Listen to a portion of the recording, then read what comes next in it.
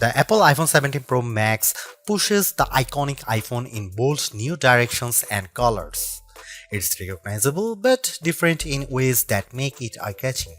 The performance is stellar and the cameras set a new high watermark for smartphone photography. For people who demand more from their smartphone, there may be no better choice. If you are looking different in your iPhone shopping journey, the iPhone 17 Pro Max has you covered. It's not just that fetching cosmic orange, the unexpected hue heat of Apple's eye-dropping event. Apple's iPhone 17 Pro Max features a fresh design with new materials and a broad and bold product spanning camera plateau that adds a distinctive flair to what had become a somewhat tired design. Inside, the changes are no less significant, from the powerful A19 Pro chip to the new vapor chamber supported heat management system, which enable enough performance to support every peak and valley of your experience. If you are fixated on cameras, the iPhone 17 Pro Max will not disappoint. There are now finally three 48-megapixel lenses that support a wide range of shooting styles. Perhaps the most notable of the three is the new 48-megapixel 4x optical zoom lens that also offers access to a sensor crop 8x zoom, which, thanks to selecting the center pixels from the larger sensor and an upgraded image pipeline, delivers some truly eye-popping photos. This is also an upgrade that makes a canny swap of titanium for aluminum a seeming downgrade, but one with some significant benefits, like the ability to apply that amazing new anodized orange finish and the ability to better distribute and dissipate heat. Finally, there's the price. It's the one thing you hope doesn't get an upgrade. And I am happy to report that Apple somehow held the line here. The iPhone 17 Pro Max still starts at $1,199 US. It's never been a cheap smartphone, but then this one is for the pros, and I think they will be very happy. I know I am. As for why you might buy the iPhone 17 Pro Max over the iPhone 17 Pro, that comes down to screen size, battery life potential, and the option to get up to 2TB of storage. Otherwise, these iPhones are identical. The iPhone 17 Pro Max was announced at Apple's eye-dropping event on September 9. Pre-orders began on September 12, and the phone arrives in stores and starts shipping on September 19. The iPhone 17 Pro starts at $1,199 for the model with 256GB of storage, with that price rising to $1,399 for 512GB of storage, $1,599 for 1TB storage, and $1,999 for 2TB of storage.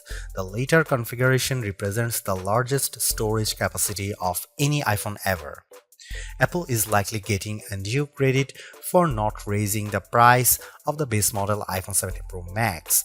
Component prices and supply chain issues relating to the geopolitical stage are surely putting pressure on the company. Somehow, too, Apple has held the line, and the base iPhone 17 Pro Max still starts at $1,199 for 256GB model. The only difference in pricing comes into play when you stretch to the phone's new upper tier of 2TB, which is only available with the Pro Max model. That sends the price up to almost $2,000. It boggles the mind that we now consider paying almost $2,000 for a pocket-sized device to be rational. On the other hand, this is a true pro-level smartphone that, based on my tastes, is probably ready for pro photography and videography tasks, and when you put it like that, it might seem like a bargain.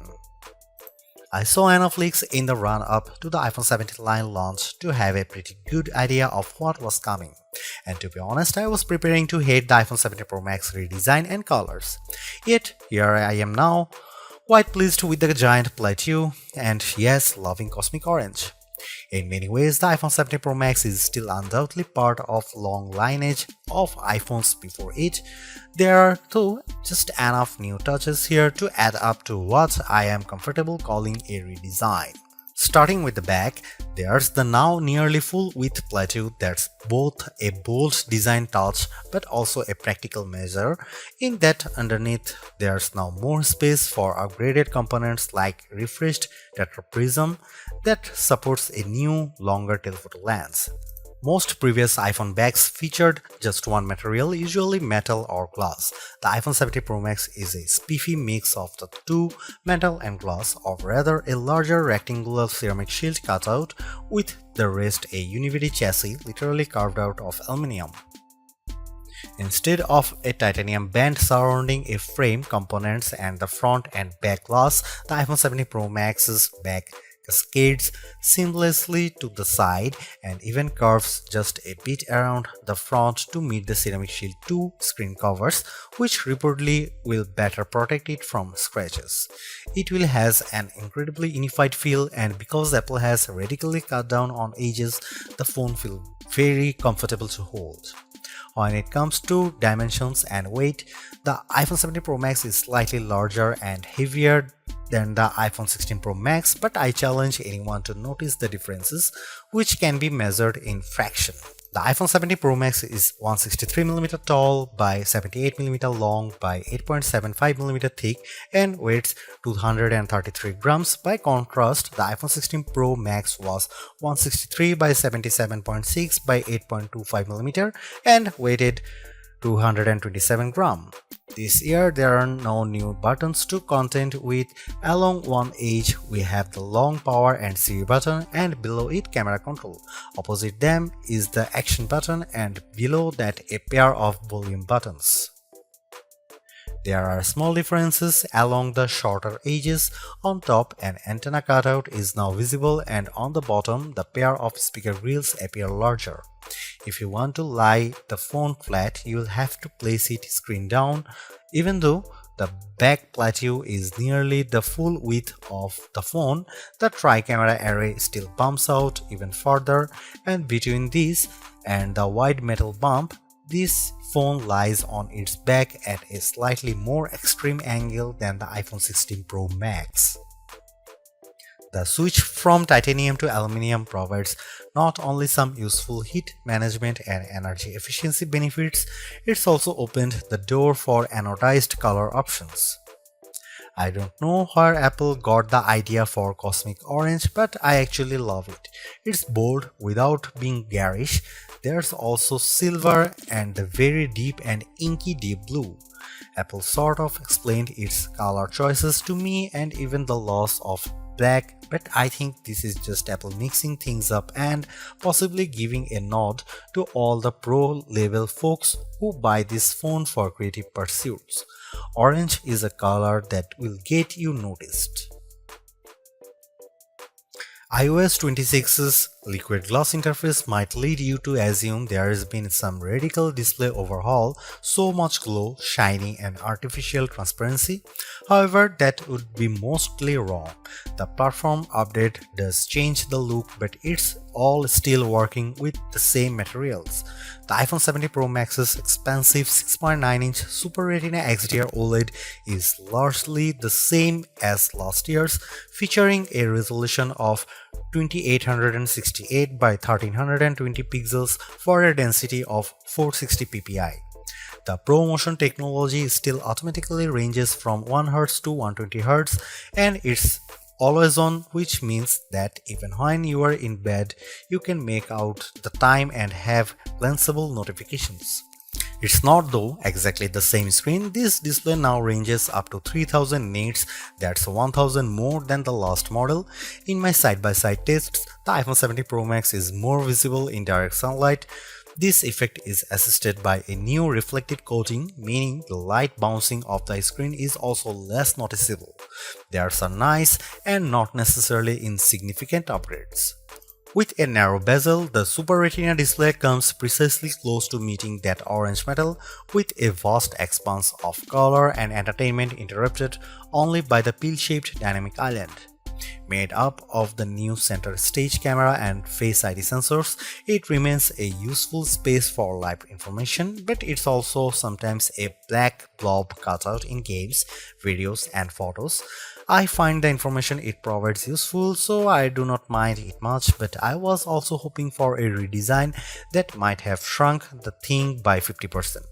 This is a minor quibble, and I'm sure that, like me, you probably won't notice or be bothered by it very much. Apple's redesigned plateau is not just an aesthetic choice, it's a practical one. Underneath that now larger raised platform is a lot of technology, including a new tetraprism to support Apple's longest and highest resolution telephoto lens ever. It's simply one highlight of a stellar iPhone 17 Pro Max camera system. There are a total of 4 cameras, with Apple calling the rear trio fusion cameras. The main camera is 48 megapixel, ultra-wide is also 48 megapixel, and telephoto also 48 megapixel with 4x optical, and the selfie camera is 18 megapixel. Those specs only tell half the story. In general, you are not shooting at the full frame 48 megapixel resolution, or rather, you might be using all 48 million pixels to produce a high quality 24 megapixel or even 12 megapixel to produce an 8x optical quality sensor crop. The ultrawide will by default shoot 12 megapixel macro photos. In virtually every instance, this is a case where less is more. Apple uses all that pixel information and its remarkable image pipeline to deliver fantastic photos with true life colors and exquisite detail. Here are some camera samples of the iPhone 17 Pro Max.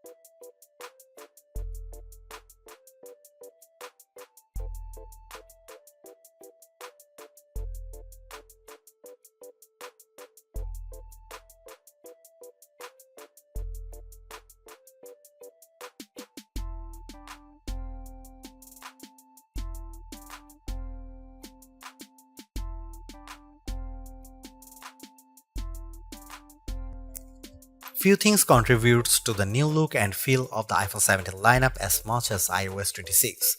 Liquid glass adds a translucent sheen to almost every aspect of the platform, and mostly it's gorgeous. Apple has done an excellent job of programming pixels to look like glass.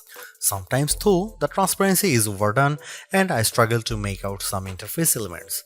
Think of it this way: when you can see through one element to view another, it can occasionally increase the overall clutter and make some things visually confusing. For example, when you swipe down on the screen to access global search, the search box still faintly shows what's behind it, which makes what's on top of it, what you are typing, a little harder to read. It's small issues that Apple could easily address in the next iOS update. In some cases too, like the new first-party app icons, control center, and dock, iOS 26 is a welcome update that gives everything a little polish without throwing out the most recognizable elements. Apple Intelligence gets a few updates, like live translation and the ability for images captured through visual intelligence to be transformed into calendar entries. I played a bit with Genmoji and Image Playground to experience those upgrades, but they are mostly minor and I still await the fully featured Siri that Apple has promised. The iPhone 17 Pro and iPhone 17 Pro Max might represent the most radical redesign of the iPhone in terms of internal components, we have seen in quite some time. In a way, Apple's external changes are directly connected to those updates. Let's start though with the A19 Pro chip, which is now supported by 12 GB of RAM. It's a formidable combo, and in our benchmark, it raised the bar for single and multi-core Geekbench scores while also boosting things like frame rates in games. The A19 features a 6-core CPU and GPUs. On the GPU side, each core features its own neural accelerator. It's a system that ably handles 4K video editing and AAA gameplay with equal aplomb. In games like Destiny Rising, reflections and atmospherics like fog and smoke match what you might see on a console. What's more remarkable though is that as you do all this, the phone remains relatively cool, and even if it gets a bit warmer in general, there is no one identifiable hotspot. That's down to the new heat management system, which includes a long and narrow vapor chamber that sits on the top of the A19 Pro, which is placed near the center of the iPhone 17 Pro Max's body. As the A19 Pro heats up, the water inside the vapor chamber absorbs the heat and vaporizing the water, which then condenses on the other end of the chamber. The process repeats continuously to manage and transfer the heat out across the chassis and to the more heat-efficient aluminum frame. It's that kind of heat management that helps the phone maintain a high level of performance and, in my estimation, positively impacts battery life. The iPhone 17 Pro Max is still a flagship phone based on my testing.